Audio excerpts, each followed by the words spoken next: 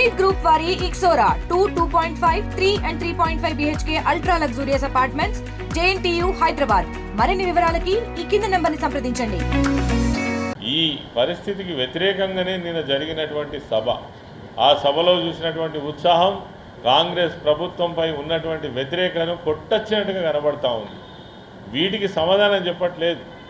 ఉద్యోగస్తులకు 1వ తారీఖు జీతాలు ఇస్తా అన్నారు. ఏది మరి? చిరు ఉద్యోగులకు 3-4 నెలల నుంచి జీతాలే వస్తలేవు. కేసీఆర్ గారు పెట్టినటువంటి స్కీమ్స్ ఏవైతే ఉన్నాయో, కేసీఆర్ కిట్ లాంటి స్కీమ్స్ ఊసే లేదు. మీరు ఇస్తానన్న 4000 పెన్షన్ దిక్కు లేదు.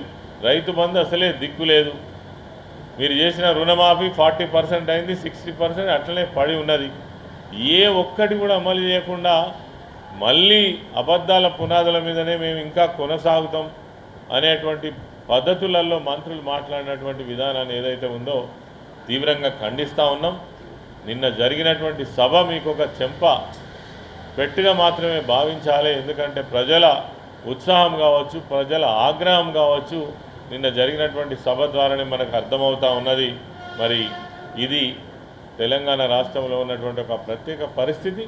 నిన్న అన్ని విషయాలు కూడా కాంగ్రెస్ నాయకులకు మరి చెవులు గిరిమిట్లు పడే విధంగా అన్ని విషయాలు కూడా సమాధానం చెప్పినటువంటి విషయం మనకు తెలుసు.